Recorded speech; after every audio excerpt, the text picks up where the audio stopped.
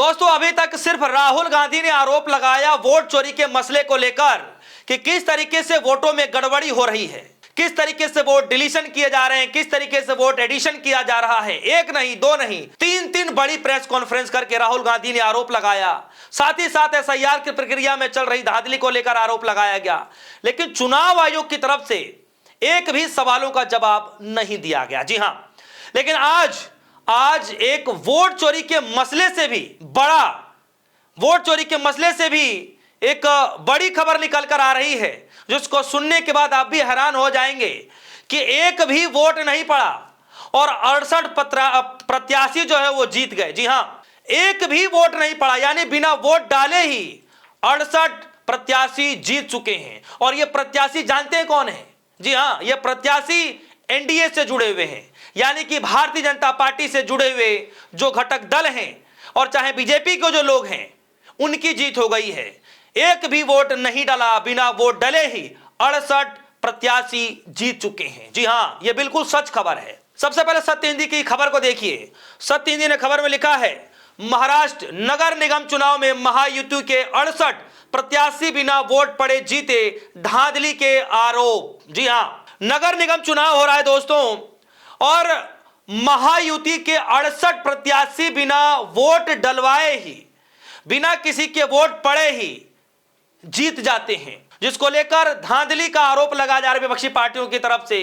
लेकिन सरकार चुप है। उनके जो नेता है, महायुति के नेता हैं, वो बार बार अपनी पीठ थपथपा रहे हैं कि मोदी जी के कार्यशाली, मोदी जी के जो कामकाज हैं उसको देख करके लोगों ने जो है चुन लिया है। दरअसल हुआ क्या है कि महाराष्ट्र के नगर निगम चुनाव में ये जो 68 प्रत्याशी जो जीते हैं, दरअसल ये निर्विरोध जीत चुके हैं। जी हां, जब निर्विरोध जीता जाता है तो वोट नहीं पड़ता है। इसलिए मैंने आपसे कहा और इसलिए मैंने हेडलाइन को पढ़ा कि महाराष्ट्र नगर निगम चुनाव में बिना वोट पड़े ही 68 प्रत्याशी जीत चुके हैं, वो भी किसके? महायुति के। तो जब निर्विरोध जीत ही गए तो फिर वोट पड़ेगा कैसे? पड़ ही नहीं सकता। और जो निर्विरोध जीता गया है, यहीं पर पेच फंसा हुआ है। पेच इसलिए फंसा हुआ है क्योंकि विपक्षी पार्टियां आरोप लगा रही हैं कि निर्विरोध यूं ही नहीं जीता गया है, बल्कि उनके कैंडिडेटों को डराया गया है, धमकाया गया है, पैसे के बलबूते उनको बैठाया गया है, जिसके बाद महायुति के जो प्रत्याशी हैं वो जीत चुके हैं। इसीलिए निर्विरोध जीता गया है। इसको लेकर के कई सारे नेता आरोप लगा रहे हैं। सब कुछ बारीकी से बताऊंगा। सबसे पहले मैंने आपको ये दिखा दिया, लेकिन जरा अब आते हैं टीवी 9 भारतवर्ष की इस खबर पर। टीवी 9 लिख रहा है, महाराष्ट्र नगर पालिका चुनाव दबाव या फिर लालच, निर्विरोध उम्मीदवारों के चुने जाने की जांच करेगा इलेक्शन कमीशन। जी हां, जब हंगामा मच गया, जब विपक्षी पार्टियों ने आरोप लगाया कि ये उम्मीदवारों को डरा करके, धमका करके, पैसे दे करके रातों रात ये खेल किया गया है, इसकी जांच होनी चाहिए, तब जाकर के इलेक्शन कमीशन ने जांच के आदेश दिए हैं कि अब पहले इस पर जांच किया जाएगा, सटीकता बाहर निकलेगी, सच्चाई बाहर निकलेगी, उसके बाद तय होगा कि निर्विरोध जीता भी गया है या फिर दाल में कुछ काला है। यह मसला चल रहा है। और ज्ञानेश कुमार जी चुप है एकदम, कुछ नहीं यहां पर बोला जा रहा है, क्योंकि 68 जो प्रत्याशी हैं ज्यादातर बीजेपी से जीते हुए लोग हैं। मैं वो आंकड़े भी बताऊंगा कि किस दल से कितने नेता जीते हैं, यानी महायुति के लगभग 68 उम्मीदवार जीत चुके हैं। चला जाते हैं इस खबर में देखिए, लिखा गया है, महाराष्ट्र की 29 नगर पालिकाओं में 66 पार्षद निर्विरोध चुने गए हैं, जिसमें राजनीतिक हलकों में हलचल मचा दी है। 9 साल बाद हो रहे इन चुनाव में इतनी बड़ी संख्या में निर्विरोध जीतकर चुनाव आयोग ने रिपोर्ट मांग ली है। विपक्ष का कहना है कि दबाव और प्रलोभन का आरोप है, जबकि सत्ताधारी दल भी कह रहे हैं कि आप भले ही जांच कर लीजिए, लेकिन मोदी जी के कामों की वजह से हमें लोगों ने निर्विरोध चुन लिया है। किसी के सामने जो है, कोई जो है हमारे सामने उठने की हैसियत नहीं रखी, क्योंकि काम इतना हुआ है। यह बात कही जा रही है। अब इस खबर में जरा चलते हैं आगे। इसमें लिखा गया है, 29 नगर पालिकाओं के 2869 सीटों के लिए चुनाव हो रहा है। इस चुनाव में लगभग 33,606 उम्मीदवार चुनावी मैदान में हैं। चुनाव में 66 पार्षद निर्विरोध चुने जा चुके हैं। जैसे ही निर्विरोध चुना जाता है, उसको लेकर के राजनीतिक गलियारों में हलचल मच जाती है।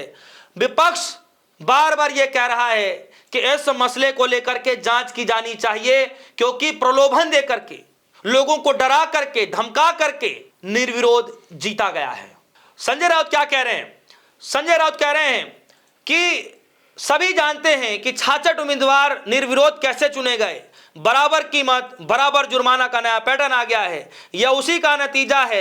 एमएनएस के मनोज घरात को दी गई रकम बहुत बड़ी है। आप विश्वास नहीं करेंगे कि कितना पैसा दिया गया है। आवेदन वापस लेने की अंतिम तिथि आखिरी दिन दोपहर 3 बजे तक की थी, लेकिन चुनाव आयोग को निर्देश दिया गया था कि अगर आवेदन देर से भी वापस लिया जाता है तो पिछली समय सीमा को दरकिनार करते हुए उसे स्वीकार कर दिया जाए। जी हां, चाहे कितनी भी देरी से नामांकन किया जाए, लेकिन यह छूट दे दी गई कि कर लेना चाहिए, नामांकन करवा दिया जाए। इस तरीके के आरोप भी लगाए जा रहे हैं। किस तरीके का दबाव बनाया जा रहा है, इसमें लिखा गया है, जांच की मांग सत्ताधारी दल भी कर रहे हैं, लेकिन विपक्षी पार्टियां भी कर रही हैं। सत्ताधारी इसलिए कह रहे हैं क्योंकि यह काम काजों की वजह से हुआ, इसलिए आप जांच कर लीजिए, कोई तकलीफ नहीं है। हालांकि सत्ताधारी नेता यह भी कह रहे हैं कि यह तो सिर्फ एक ट्रेलर है। जी हां, यह तो सिर्फ एक ट्रेलर है। पिक्चर जब आएगा तो यह समझिए कि ब्लॉकबस्टर होगा। यानी फिल्म से जोड़ करके बता रहे हैं कि यह महज ट्रेलर है। यानी कि जो 66 निर्विरोध जो चुने गए हैं, यह महज एक ट्रेलर है, लेकिन जब चुनाव के नतीजे, जब परिणाम आएंगे तो ब्लॉकबस्टर होगा, एकदम फिल्म सुपर डुपर हिट होगी। इस तरीके से तंज कसा जा रहा है। अब यहां पर सवाल यह उठ रहा है कि रिपोर्ट कौन देगा, कैसे देगा, और सबसे बड़ी बात यह है कि जांच के लिए क्या कुछ कहा गया। तो सबसे डिस्प्ले पर देखिए, सत्य हिंदी ने लिखा है, विपक्ष के आरोपों के बाद राज्य निर्वाचन आयोग ने रिटर्निंग ऑफिसर को निर्देश दिया है कि इन वार्डों के विजेताओं को अंतिम घोषणा जांच पूरी होने तक रोकी जाए।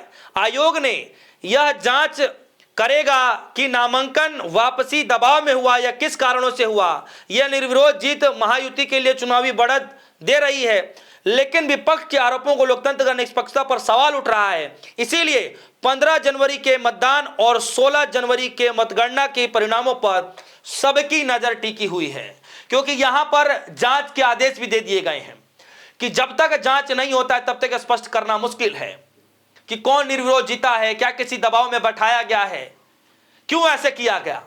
यह हाल हो गया। अब तक सिर्फ वोट चोरी के मसले को लेकर के ज्ञानेश कुमार से सवाल पूछा जा रहा था, सत्तारूढ़ी पार्टी से सवाल पूछा जा रहा था, लेकिन आज देखिए वोट चोरी से भी 2 कदम आगे जाकर के 66-68 उम्मीदवार ऐसे हैं जो बिना वोट डले ही निर्विरोध जीत जाते हैं। और उसकी मैं आपको संख्या बता देता हूं कि कितने उम्मीदवार इसमें जीते हैं और किस पार्टी को कितना वोट मिला। लेकिन उससे पहले जरा जी न्यूज की खबर हेडलाइन देखिए। जी न्यूज ने लिखा कि सिर्फ महायुति के उम्मीदवार ही क्यों, विपक्ष ने धांधली का लगाया आरोप, 5 करोड़ रुपए की रिश्वत और धमकियों का किया दावा।